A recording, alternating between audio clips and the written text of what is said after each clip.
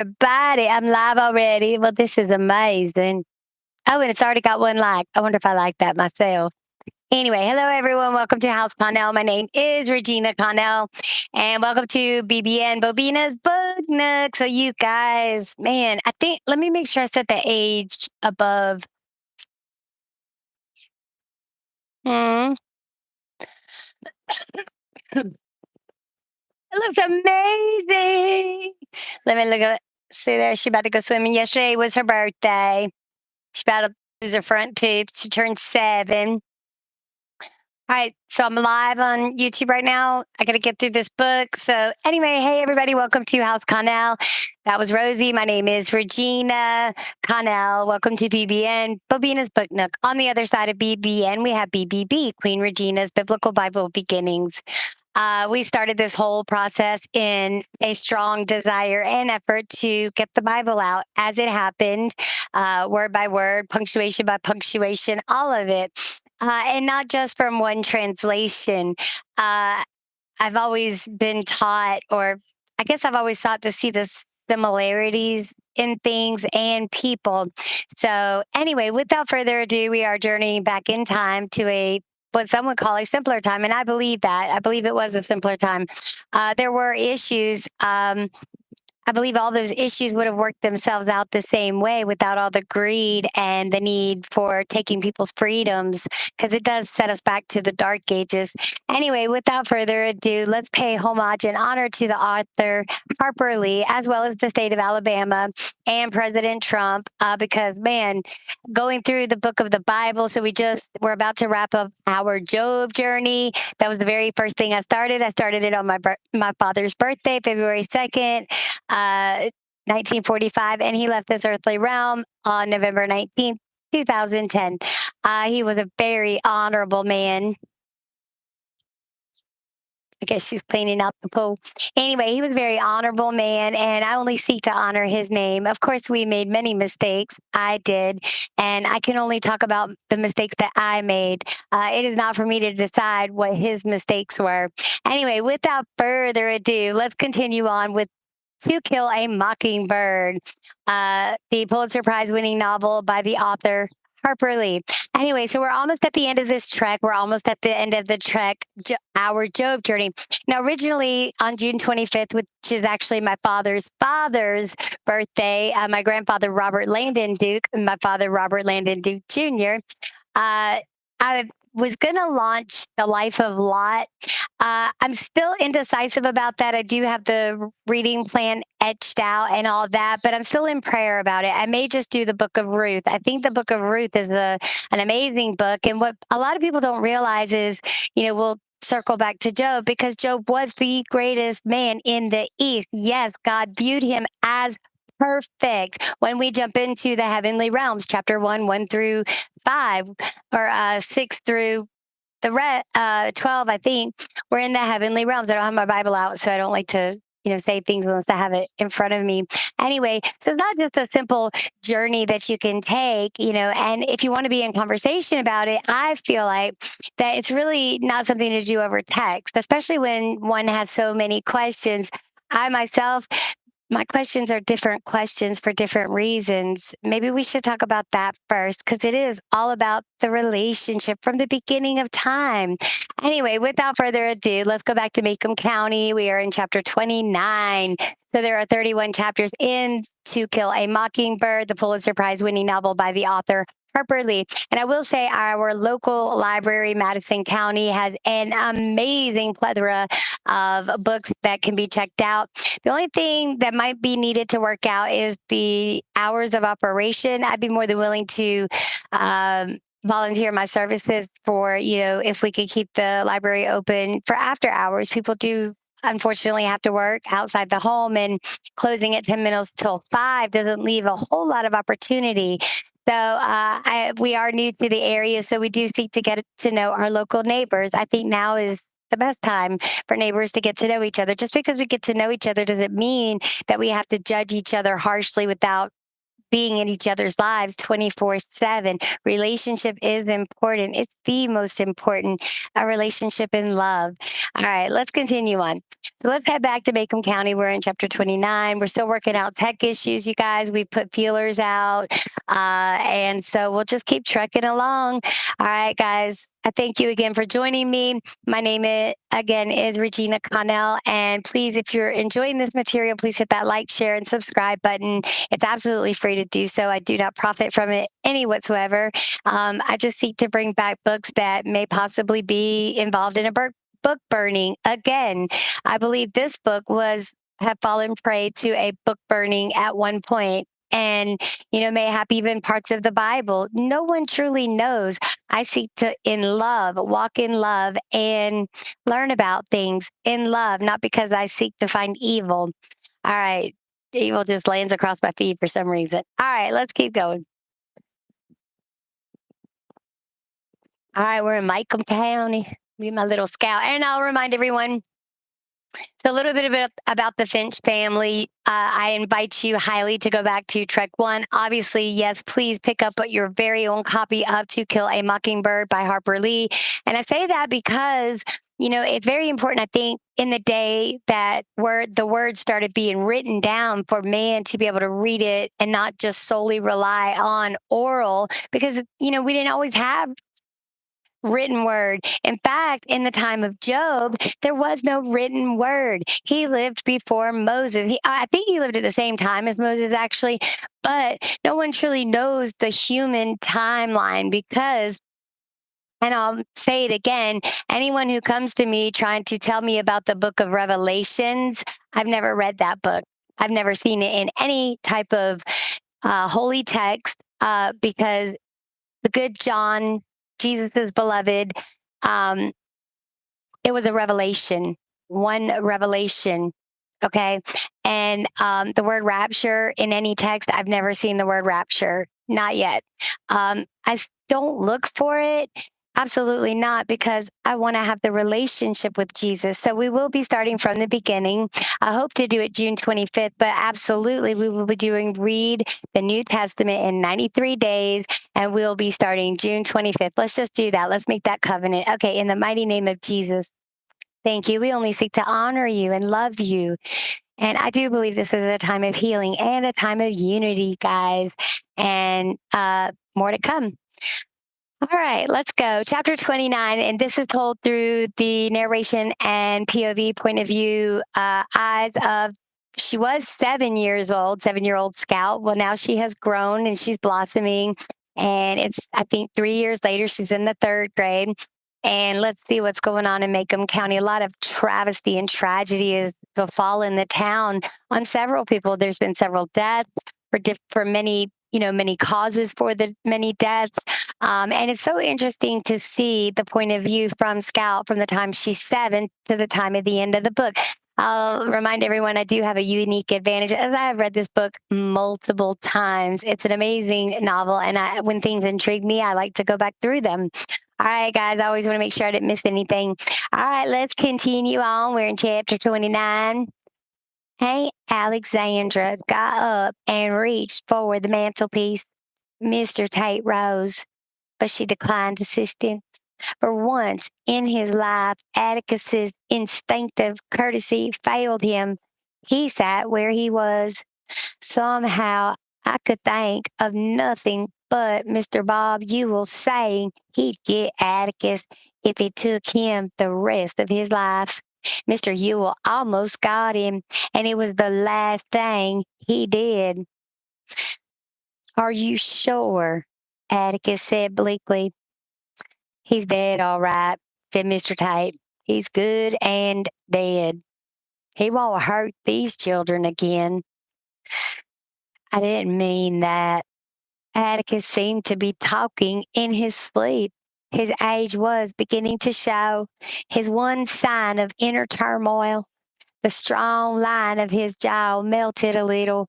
One became aware of a telltale creases forming under his ears. One noticed not his jet black hair, but the gray patches growing at his temples. Hadn't we better go to the living room? Aunt Alexandra said at last.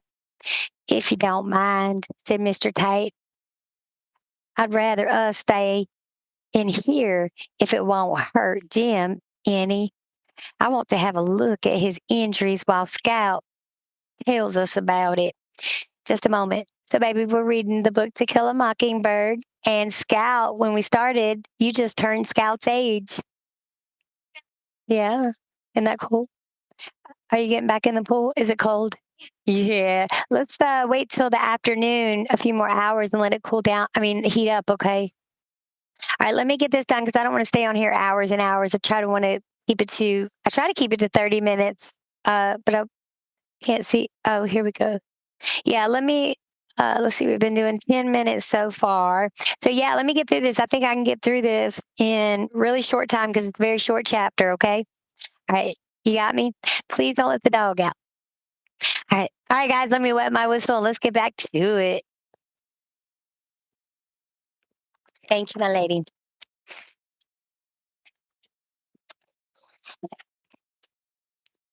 Sorry about that, guys. You know what it's like in the springtime. Allergy. I don't think it's allergies, though. I just think I'm stuffy. I get nervous in front of the camera, especially when I go live. Rosie, you know, if you make noise on that, he's gonna come to the door.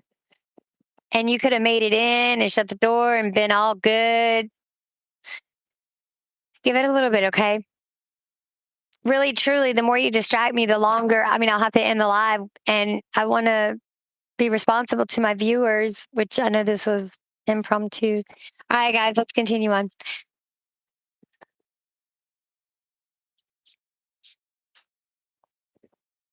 Is it all right if I leave? She asked. I'm just one person too many in here. I'll be in my room if you want me, Atticus. Aunt Alexandra went to the door, but she stopped and turned. Atticus, I had a feeling about this tonight. This is my fault, she began. I should have. Mr. Tate held up his hand.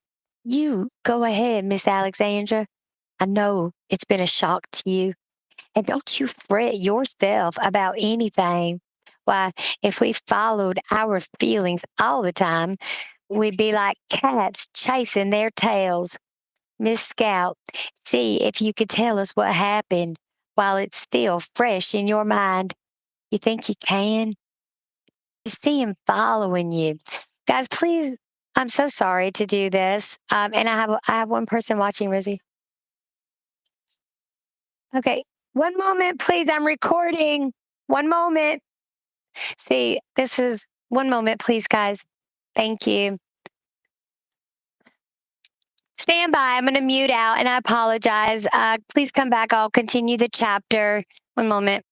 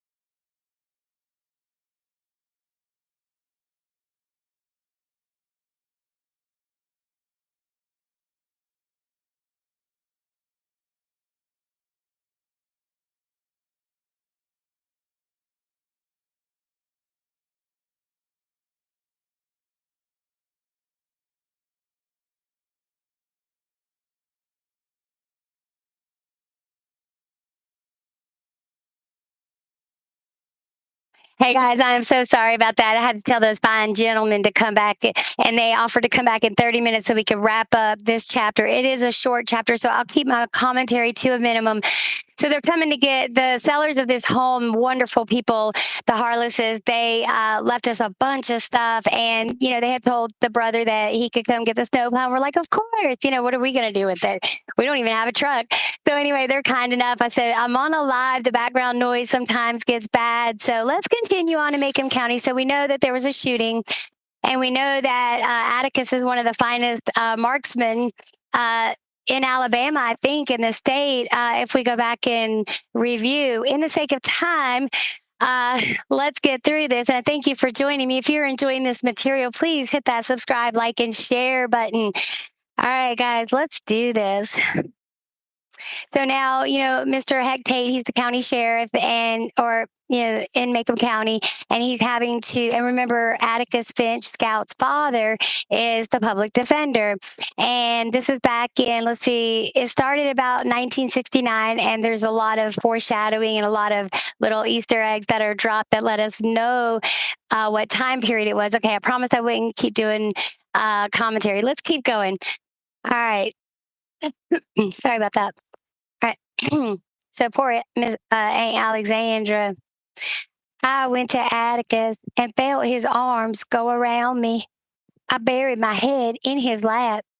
We started home. I said, Jim, I forgot my shoes. Soon as we started back for 'em, the lights went out. Jim said I could get 'em tomorrow. Scout, raise up so Mr. Tate can hear you, Atticus said.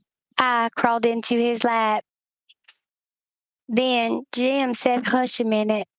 I thought he was thinking, he always wants you to hush so he can think. Then he said he heard something. We thought it was Cecil. Cecil? Cecil Jacobs. He scared us once tonight, and we thought it was him again. He had on a sheet. They gave a quarter for the best costume. I don't know who won it. Where were you when you thought it was Cecil? Just a little piece from the schoolhouse. I yelled something at him. You yelled, what? Cecil Jacobs is a big fat hen, I think. We didn't hear nothing. Then Jim yelled, hello, or something loud enough to wake the dead. Just a minute, Scout, said Mr. Tate. Mr. Finch, did you hear them? Atticus said he didn't. He had the radio on. Aunt Alexandra had hers going in her bedroom. He remembered because she told him to turn his down a bit so she could hear hers. Atticus smiled. I always play a radio too loud. I wonder if the neighbors heard anything, said Mr. Tate. I doubt it, Heck. Most of them listen to the radios or go to bed with the chickens. Maudie Atkinson may have been up, but I doubt it. Go ahead, Scout, Mr. Tate said. Well, after Jim yelled, we walked on. Mr. Tate, I was shut up in my costume, but I could hear it myself then. Footsteps, I mean. They walked when we walked and stopped when we stopped. Jim said he could see me because Mrs. Crenshaw put some kind of shiny paint on my costume. I was a ham. How's that? Asked Mr. Tate, startled. Atticus described my role to Mr. Tate, plus the construction of my garment. You should have seen her when she came in, he said. It was crushed to a pulp. Mr. Tate rubbed his chin. I wondered why he had those marks on him. His sleeves were perforated with little holes. There were one or two little puncture marks on his arms to match the holes. Let me see that thing, if you will, sir. Atticus fetched the remains of my costume. Mr. Tate turned it over, and bent it around to get an idea of its former shape. This thing probably saved her life. He said, "Look, Hood News Radio, you're going to like this one. You're going to like this one." And I'll tell you the story really quickly that so Scouts family and community made this costume for her. And I remember a time that I won a costume contest, and I remember winning it in Newport, Rhode Island. And my aunts made that beautiful costume for me. I was Raggedy Ann. They made the wig. I looked like Raggedy Ann, just like Raggedy Ann. I've been born to a family of beautiful, creative women. That's what I look at in honor. That's all I could ever look at in honor. To do that diminishes everything. Why would I do that? Anyway, let's continue on. It may have saved her life. Atticus fetched the remains of my costume. Mr. Tate turned it over and bent it around to get an idea of its former shape. This thing probably saved her life, he said. Look. He pointed with a long finger. A shiny, clean line stood out on the dull wire. Bob Ewell meant business, Mr. Tate muttered. He was out of his mind, said Atticus.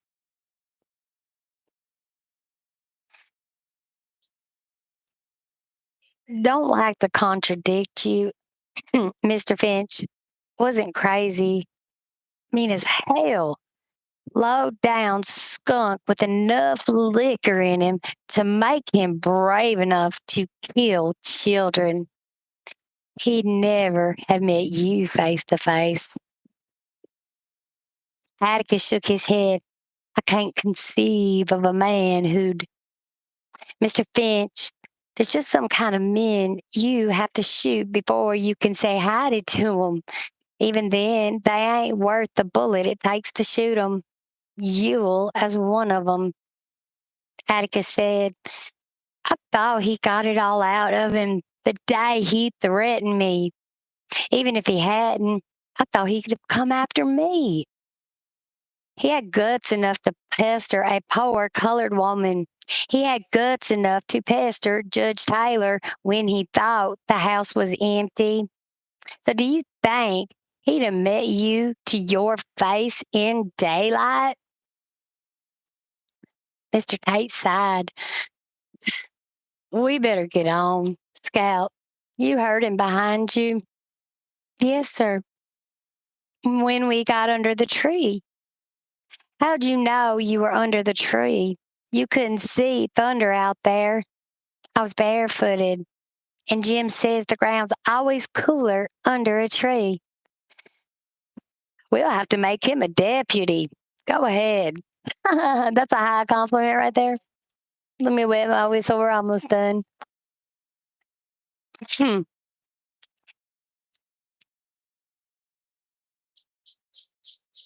Hmm.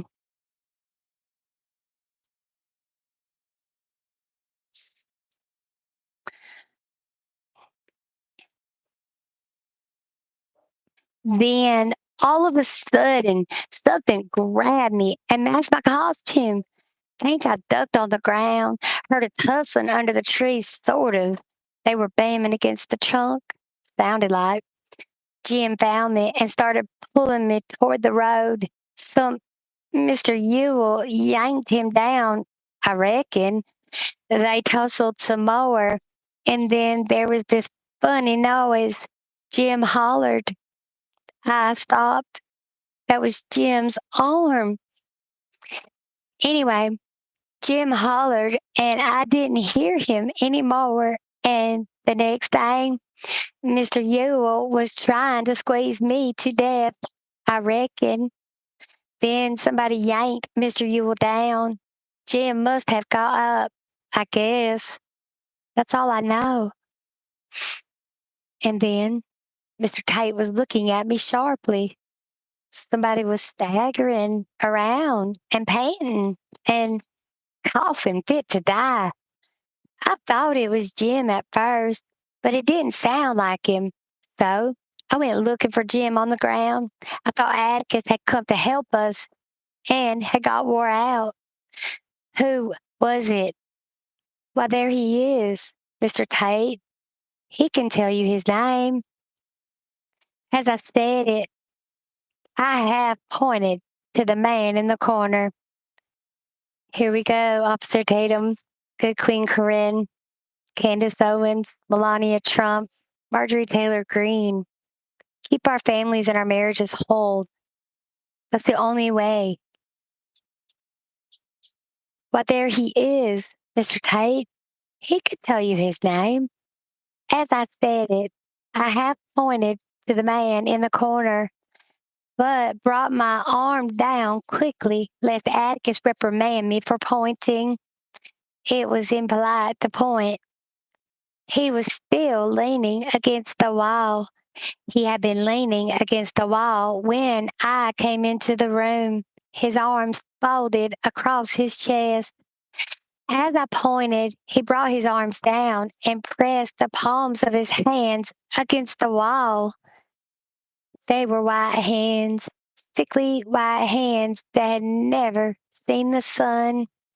So white, they stood out garishly against the dull cream wall in the dim light of Jim's room. I looked from his hands to his sand-stained khaki pants. My eyes traveled up his thin frame to his torn denim shirt. His face was as white as his hands, but for a shadow on his jutting chin, his cheeks were thin to hollowness. His mouth was wide.